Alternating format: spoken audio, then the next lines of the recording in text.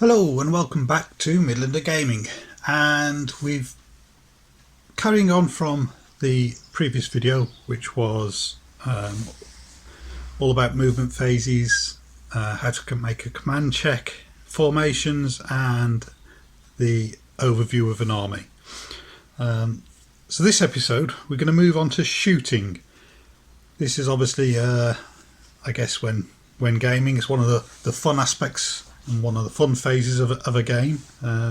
Everyone wants to let off their rifles in a cloud of smoke, noise and a hail of bullets at the enemy. So let's dive into this episode and review the shooting phase for Waterloo epic battles. Now it's quite a big section in the rulebook, so there's a lot to go through, so I'll try my best to be as efficient as possible with reviewing the rules.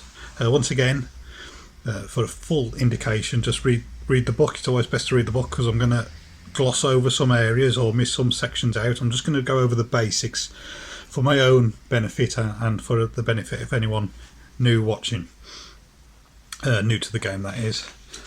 So the shooting phase.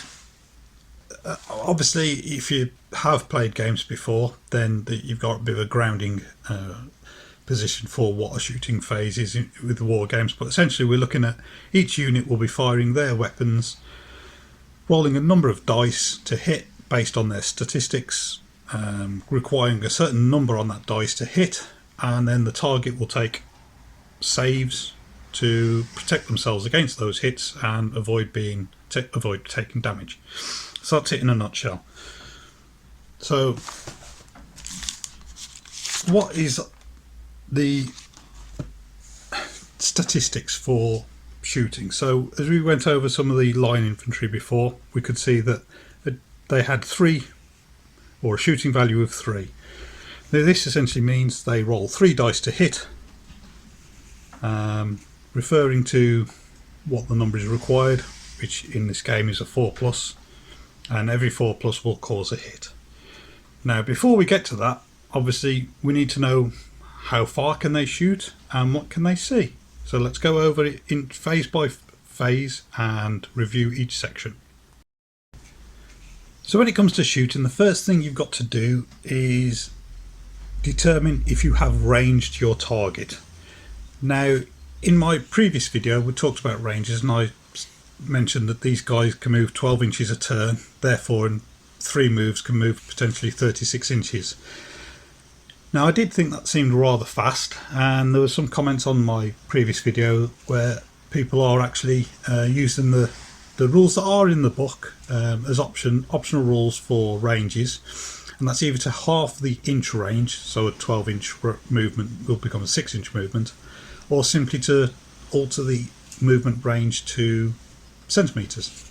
So it's a 12-inch move, these guys will move 12 centimeters, and that's I think that's the rule set I'm actually going to go with as well. After those comments and thinking about it, I think that it's right. 12 inches is way too fast, so I'm going to change all ranges to centimeters. That way the numbers stay the same as per the book. Easier to record a video on, easier to review when looking at statistics and unit stats. And hopefully it will slow units down moving so far across the board. I mean, essentially you could be in combat in 1 turn if you were lucky enough with a roll. So I think centimeters, converting all stats to centimeters is the way to go. So let's go back to what we were discussing a moment ago. So you choose a target, you have to find out whether they're in range. Now on page 40 of the book, I'll bring the book around, we can see typical weapon ranges. So smooth bore carbines and muskets are 12 and 18, rifled carbines and muskets are 18 and 24, and then artillery is 36 and 48. I don't know what light smooth bore artillery is because I can't find it in the book, as I've discussed before. All artillery either seems to be smooth bore or heavy smooth bore. So what I'm going to do is drop them down, so this would be heavy smooth bore and this would be regular smooth bore, but that's something I'm just going to do for our own rules, our house rules here, so it's not an actual rule, so it's up to you what you want to do. Anyway, so these guys are armed with smoothbore muskets, so they have an 18-inch range. Therefore, any target within 18 inches when they come to shoot, remember shooting is automatic, it happens after the commands and after the moves. So when they come to shoot, they can select a target that's within 18 inches. Now, obviously, you can't just shoot at anything you like. Woods, other units, houses, things like that are going to block line of sight or make it more difficult to hit. And that is, well, as I just discussed, that's talking about line of sight or what is visible to this shooting unit. So once we've decided if something's in range, we need to make sure it can actually physically shoot at that target. So all line of sight is taken from your leader model, which again, for some reason, he's on the end and should be in the middle. So all line of sight is taken from your leader model in the unit.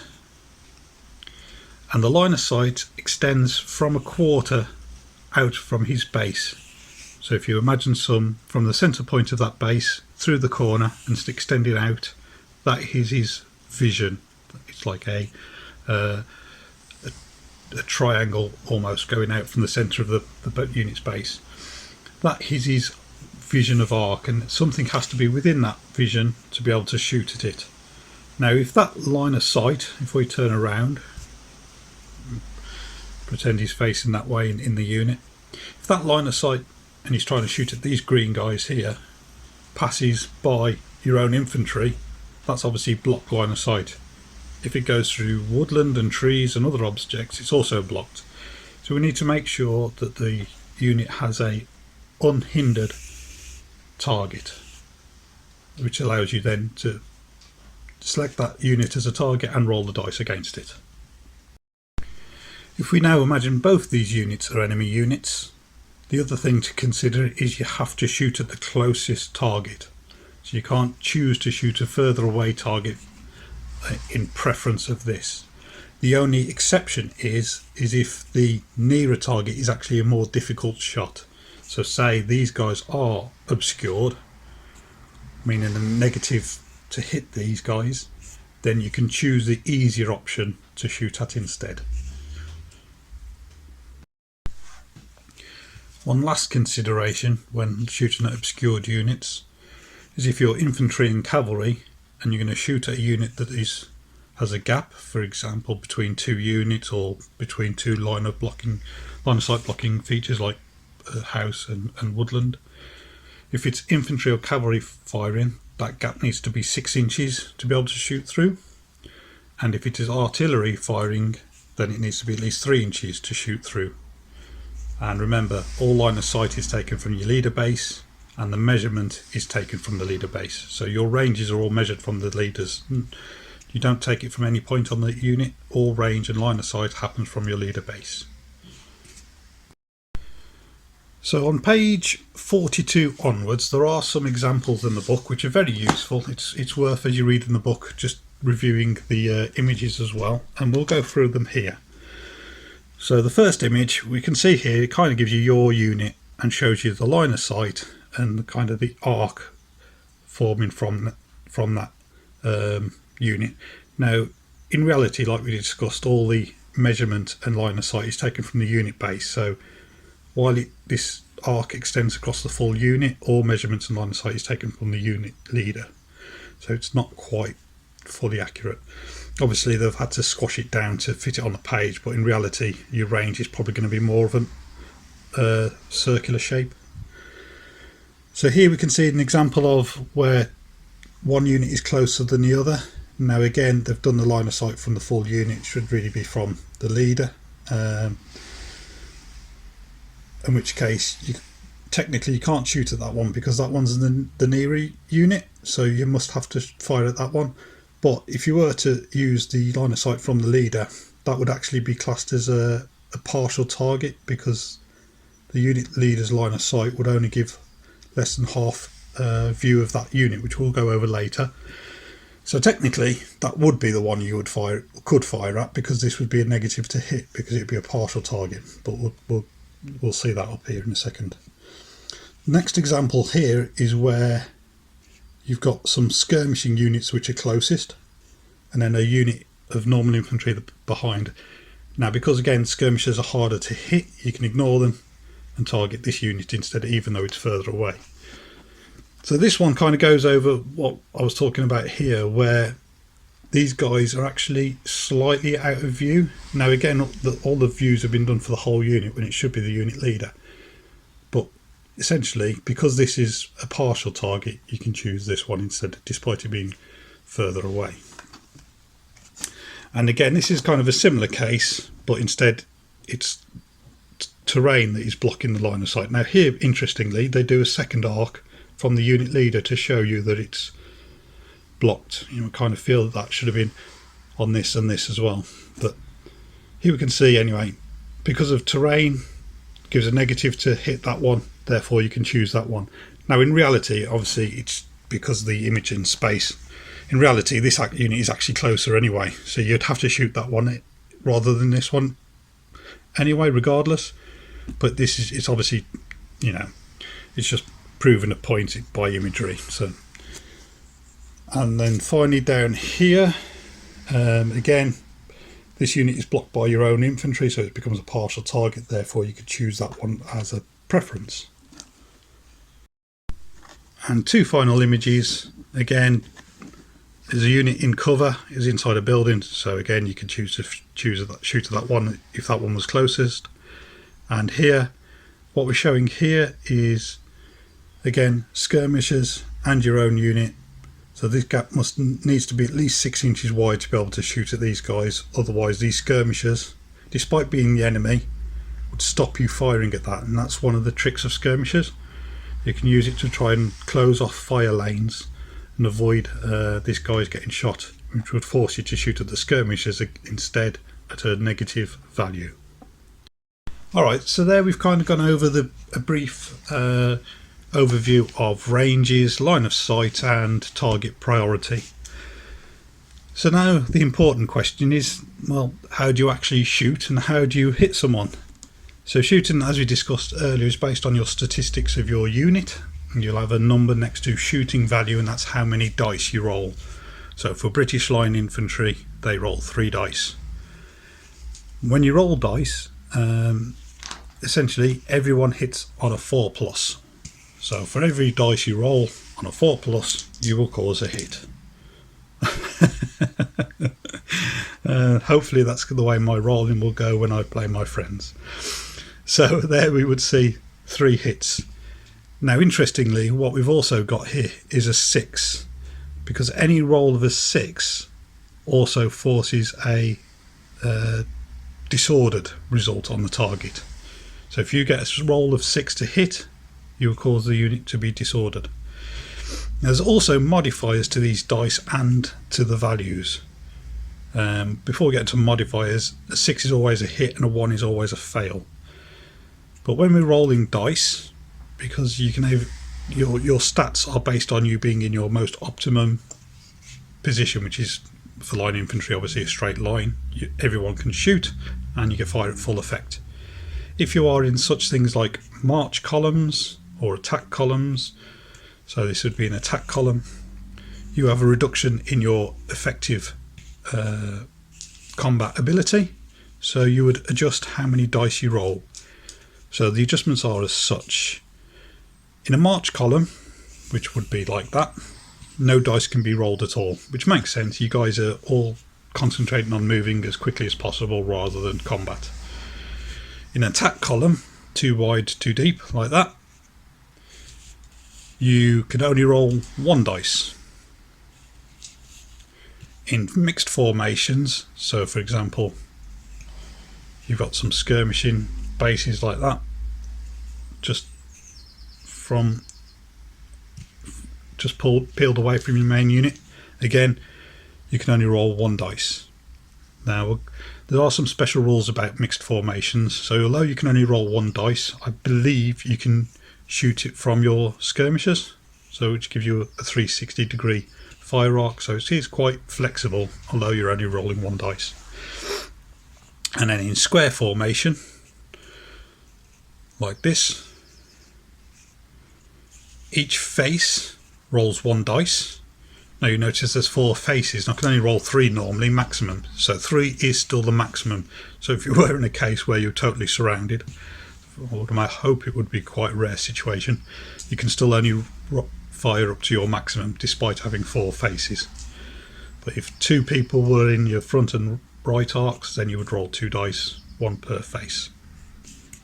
And then in a building, such as we've got here, you can roll 2 dice per face of the building. As you can imagine, we can probably get a couple of lines of infantry in this building. And there we go. Now also, as well as altering the number of dice, you can modify the number of dice. So apologies, I noticed some flickering there, so I just had to stop the video to see if we could fix it. I think that was the LED lights playing with the camera. So we talked about modifying dice, but you can also modify the to hit roll. So you normally hit on 4+, however things can make that easier or harder. Now we talked about earlier shooting at skirmishers. That makes a -1 to your dice roll. So rather than hitting on a 4+, you'd need a 5+. And that always also applies if you're not a clear target in general. So maybe they're in cover, maybe they're not the nearest target because sorry, just had to double check. So yeah, so any target that isn't clear is a -1 to hit, makes it a 5. So skirmishers, things that are partially obscured, and also artillery, and that's a bit I had to check because I couldn't recall. So shooting at artillery also applies a -1 to hit.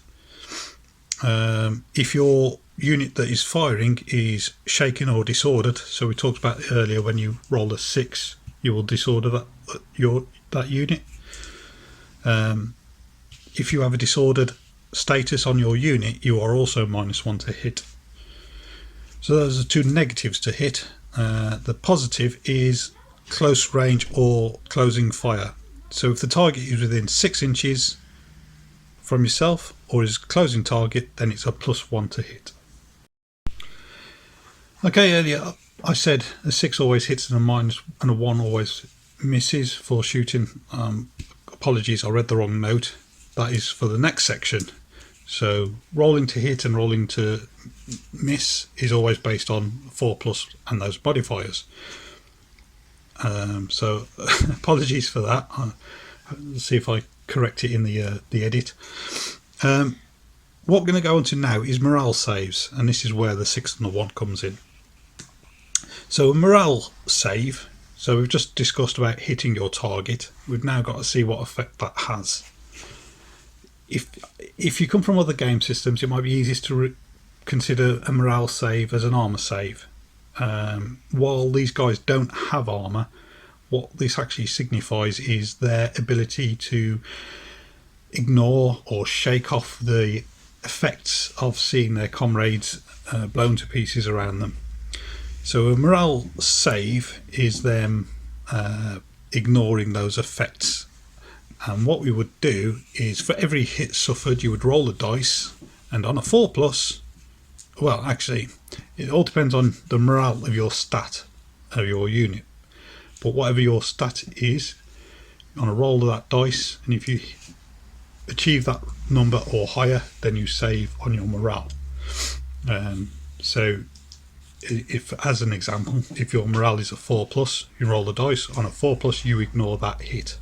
For every hit you don't ignore, you will suffer a casualty, and the casualties will stack against your stamina. So as you suffer casualties because you failed your morale, once you hit your stamina number, you will then become shaken. So as with shooting, you can also get benefits or modifiers to your morale save to help you shake off the effects of the damage.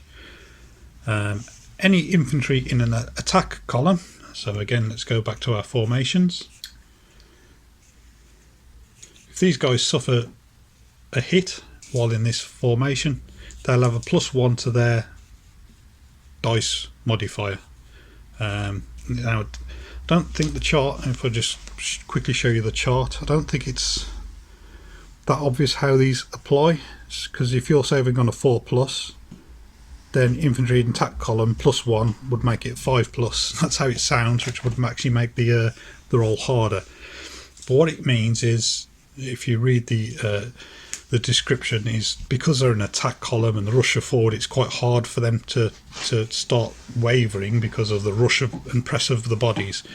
So your 4+ becomes a 3+. So the modifier is a positive modifier in that it makes it an easier dice roll to pass, and therefore becomes a 3+. Other similar modifiers are if you're in light cover, so you're in the woods, hedgerows, similar items like that, you get a +1 as well.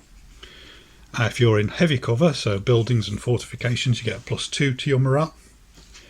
Now if you're in march column, however, so we're like this, you're not really in a position for combat, so your morale is at -2. Your morale, your dice roll you need to save is a -2, so these guys would actually need a 6 to pass. If you're hit by artillery at long range, that's a -1, and if you're hit by artillery at close or medium range, that's a -2 to your morale as well. So you can imagine a 4+ in a march column at range, obviously it's not savable generally, but this is where the always pass on a 6 and always fail on a 1 comes in. So you can always try and pass despite how the modifiers stack up against you. So a moment ago we talked about once you save or fail your morale checks, you suffer casualties. So for line infantry, for example, they have a stamina value of 3. So once they've rolled their morale save, if they suffer 3 casualties, that unit has become shaken. Now you can continue to suffer casualties as you take more, maybe some other unit has shot them and maybe they take another, let's say 1 casualty, so they're now up to 4. So they've now taken in excess of their stamina value, and they're going to need to take a break test. Now the break test, just so you know, is on page 86 I believe. So we're going to jump to that section, break test, because I think it's relevant to go over it in the shooting phase, and we're going to go over the effects of a break test.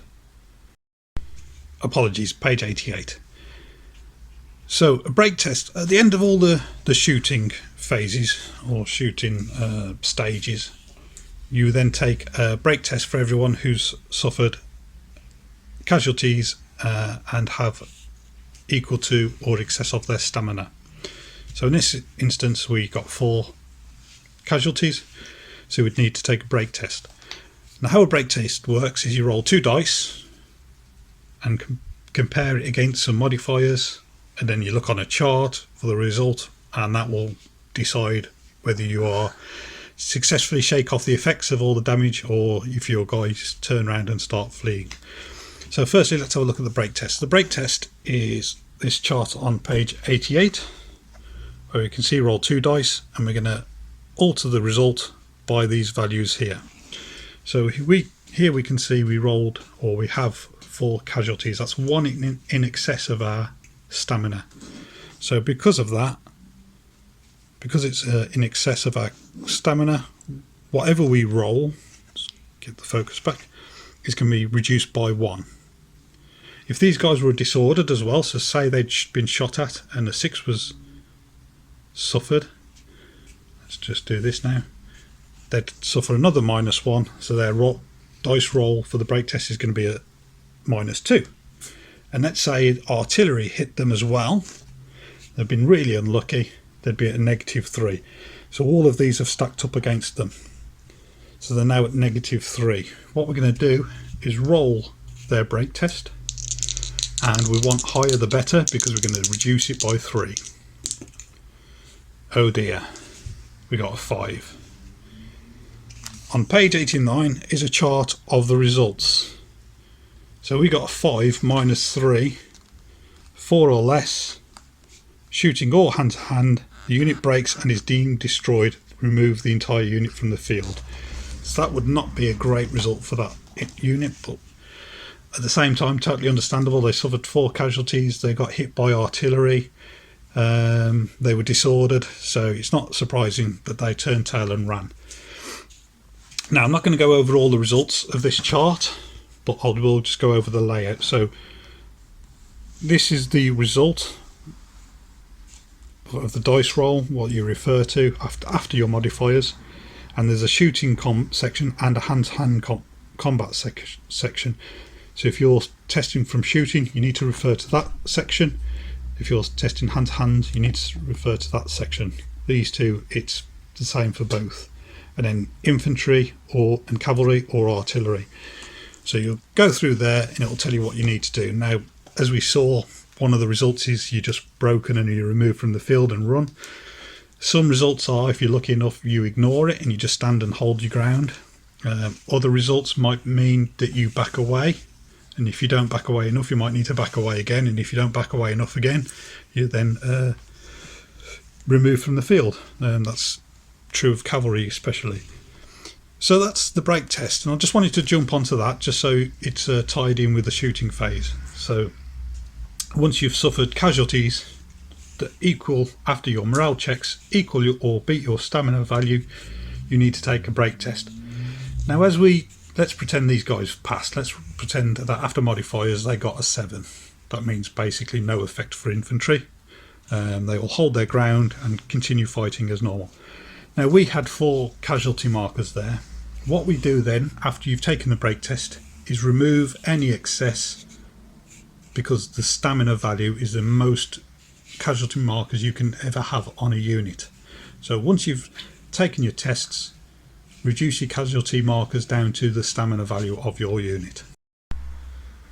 So there we've gone over what happens when you take a break test, when you've met your stamina value from casualties. We also touched on when you roll a 6, the fact that you make that target unit disordered. So a disordered unit, as the name suggests, is all of a sudden not performing to its optimum ability. So if you roll a 6 to hit, the target automatically becomes disordered. Note that, it can still be disordered even if it passes all its morale test and no casualties are actually caused. So it still will become disordered even without casualties being suffered. And the unit that is disordered remains disordered until the end of its own turn. However, that could last even longer, so we'll go over that in a moment. So units that are disordered can't be given orders by the commander. They can't be given a follow me order or a rally order either, and they can't be included in brigade orders. So when a unit is disordered, that's it. It can't do any of those items. When a unit is disordered, it can't even do the initiative order. So it can't move automatically if enemies are within 12 inches, for example. And when a unit is disordered, when it's rolling to shoot, it's at -1 to hit, as we kind of discussed on that modified table. So instead of the 4s, you need a 5 to hit. Finally, when a unit is disordered, as we also saw in the break test modifier, they're at -1 to pass break tests. And when a cavalry unit is disordered, they can't do counter charges. So that's what happens. So it's actually quite nasty to disorder a unit. So those 6s, you really want to be fishing out for those 6s, because you can't cause enough casualties to break them. Making a unit disordered is going to have a big influence on their effect on the battlefield. So what disordered can do is retreat. They can do something called a disorderly retreat, for example, and that's essentially a move directly away from the enemy. However, if they do a disorderly retreat, they don't recover disordered at the end of your turn, but the end of the following turn. So that's quite a long time to be disordered. So it's going to be very, very tricky to decide how to get over your disordered status, and I think it's going to be quite a powerful ability to make a unit disordered. So that's the basics of shooting we've covered. There are some extra details for shooting, and if we just alter the formation of this unit into a attack column. Now let's see if, pretend this unit is shooting at these guys.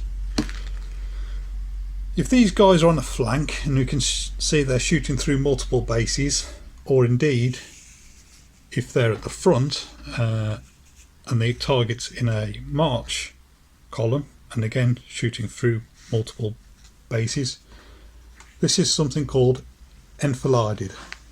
I hope I've pronounced that right because it's not a word I'm familiar with. But essentially when they're shooting at a target unit where they can hit bases in a row like that, when they roll to hit, needing their fours or whatever it may be, they can re-roll their misses, and that's due to, well, was no good there, but let's say we miss with all three, they can re-roll their misses.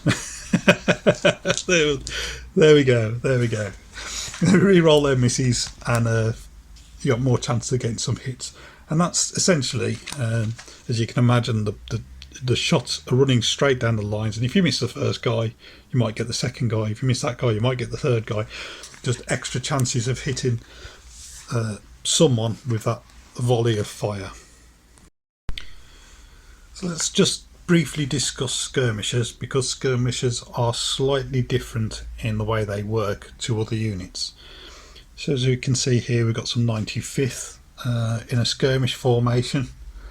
So for skirmishers, to work out their shooting, you can nominate, when it comes to shooting, any of these bases to be your nominated leader as such, where all your line of sights and measurements are taken from. So this makes them a lot more flexible, and it means you can also change bases each turn, so you don't always have to choose that one. So if they, for example, don't move, they stay still, and then next turn you want to shoot again, you could choose someone else as the unit leader and do all measurements from them instead. What they can also do, as well as having 360-degree fire arc, is each base can shoot at a different target. So again, obviously subject to your maximum amount of dice you can fire, but again this gives them a lot more flexibility. So for example, move someone else in here, you could have this base shooting at those guys and these two bases shooting at these guys, and maybe those bases shooting at those guys. Obviously if they only had 3 dice, then you'd have to separate it in some way, totaling that 3. Or you could even have one shot against each enemy within sight, or you could say 2 against this one, 1 against that one, and then 0 against this one. So there's a lot of flexibility there. Obviously the main thing to point out is that you've got to declare your targets before you roll, so you need to be sure of exactly how you want to issue out those shots, but extreme flexibility with the skirmishers. A couple of rules I'm just going to briefly go through as well. I'm not going to delve into too much detail, but just going to give you some heads up. The firstly, closing fire. So we've got the 95th rifles here, and they're charged by this unit. As this unit comes bearing down on them, these guys can do something called closing fire, where they shoot on the attackers as they close with them, and all ranges are measured at 6 inches, so these guys will get a bonus to hit, obviously for short range. And what would happen is that if these guys take sufficient casualties to cause a break test, then they will have to test on the break test chart that we saw earlier, but they would count as actually being engaged rather than from shooting.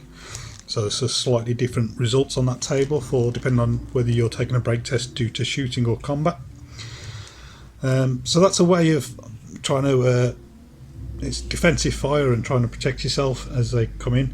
Now these guys could charge multiple units, in which case they'd be classed as a partial charge or partial target, so -1 to hit. However, both units would be able to fire, so it's can be very powerful defensive fire. But obviously if you hand-to-hand combat is also very powerful, so you really need to have that defensive fire ability. The other rule that I'm just going to briefly discuss is if a unit passes by, say you got 2 or 3 moves off and you just whiz by the frontage of a unit, they can also take some pot shots, shooting as the opportunity presents itself as a zip by. I'm not going to go into the rules too much, it's not too much, just a couple of paragraphs just to keep this down, but it is a rule to keep in mind.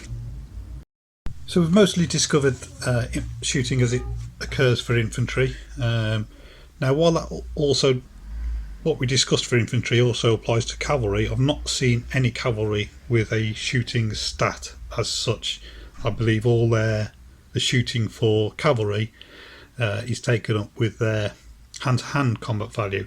You can kind of understand it because you know, I'd imagine it's quite hard to shoot a musket while riding around on horseback, so the range would be very, very short that they'd actually bother firing a rifle. So the only other shooting to consider is artillery, which in general it treats the same rules as infantry, but there are some slight exceptions.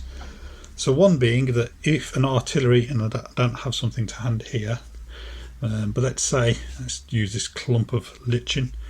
Let's say they're mounted on a high position.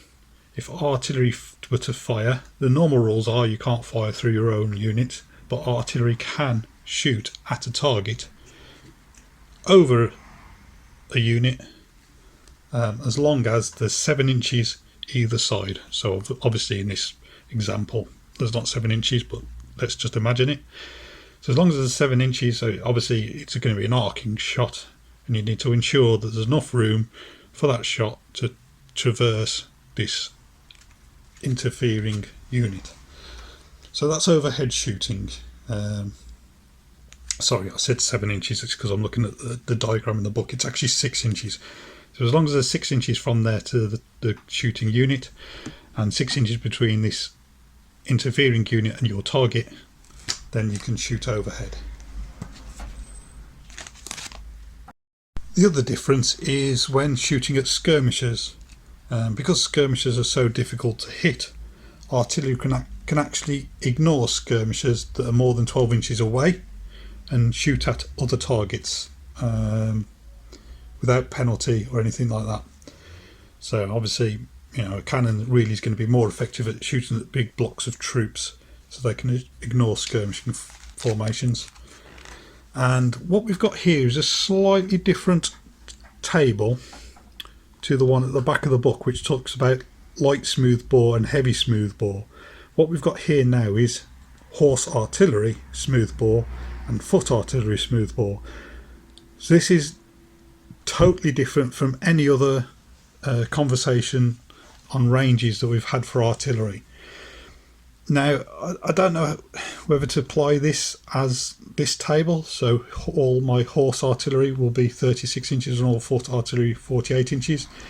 I'm not sure, because as far as I can tell, my horse and foot artillery both have 6-pounders, so I don't know why they would have a difference in range. I kind of feel like light smooth bore and heavy smooth bore are the main differences. Or potentially we'll split it as 3. So we have maybe horse artillery as 24-inch, foot artillery as 36-inch, and heavy artillery as 48-inch, or centimetres obviously, as we're changing the ranges. So yeah, just a bit of confusion there, and I think after a few games I'll have playing different options I'll finally decide on a route forward, but I think that's probably what I'm going to go for, a split of 3.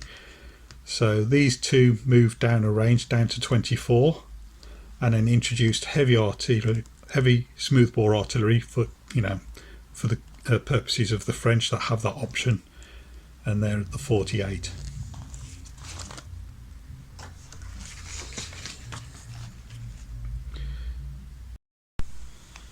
Okay, so we've discussed a couple of ways that artillery is slightly different to infantry and rifles and things.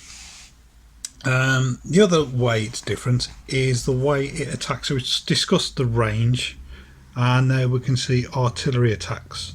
So artillery up to 6 inches will roll 3 dice. At medium range, which is up to half its maximum range, is 2 dice, and long range is 1 dice. Now, there are some special rules and differences to this, like howitzers, rockets, shrapnel. So there's always a few special rules and exceptions, but that is generally how cannons will attack. And that's obviously, is that per base or per brigade? Yeah, I assume it's the same as all stats, and that shooting value is for the unit of cannons, not per base. So again, we talked about modifiers for infantry and artillery have their own modifiers as well. So if you're shooting at a unit in attack column, march column or infantry square, you have a +1 to hit, and that's because like we've discussed, there's a big clump of infantry altogether. It's far easier to hit, so you have a +1 to hit. If you're shooting at long range, that's over half your maximum range, you're at -1 to hit. And if you're shooting over other units, as we discussed before, shooting over the head, that you're also at -1 to hit because it's a bit more of a tricky shot. However, so with those negatives in mind, however, when artillery does hit, it's quite demoralizing. So if you're hit by long range fire, like we discussed, there's a -1 to morale value, and if you're hit by close or medium range artillery, there's a -2 to the morale value. Now, as you can imagine, a large cannonball is quite hard to stop, and what you can actually do, as well as direct fire, which is, as pretty much what we've just discussed, is do something called grazing fire, where you're shooting in a row and trying to get as many units as possible.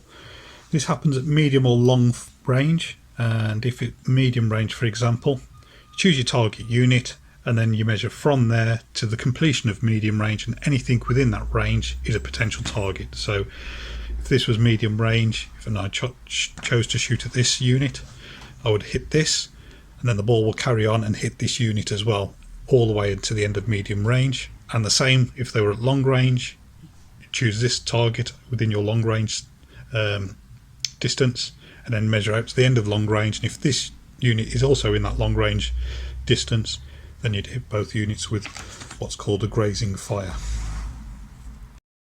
And that is pretty much it for shooting. There's quite a lot to it, and there's a little bits I skimmed over and missed out as well. And it goes on the advanced rules, you can start talking about howitzers, rocket batteries, and various other things. But in a nutshell, that is shooting, and it's quite comprehensive. What's here? I think it's all pretty good, pretty nice, not quite nicely laid out. Obviously the ranges and naming of the smoothbore artillery and horse artillery and foot artillery is a slight confusion, and then the images for line of sight it adds some I wouldn't say adds some confusion. It's showing you what it is, so don't take it too hard of how it looks. It's just giving you guidance of what the rules were describing, so basically use as per the words. This is just an aid. So I think overall the shooting seems pretty good phase, well wrote out, and yeah, I can't I'm just itching to get a game. So with that out the way, the next section is hand to hand, and that'll be a future video. Hopefully try and get it up within a few days. Thanks for watching again. If you haven't subscribed and enjoying these tutorials, well, I won't say tutorials again because I haven't played myself, so this is just learning with me as I'm reading the book. But yeah, if you're enjoying it, think about subscribing. It's free to do, and it'll just help me know what you guys want, and get the videos out to you when they're released. And until the next time, I'll catch you all later. Bye bye for now.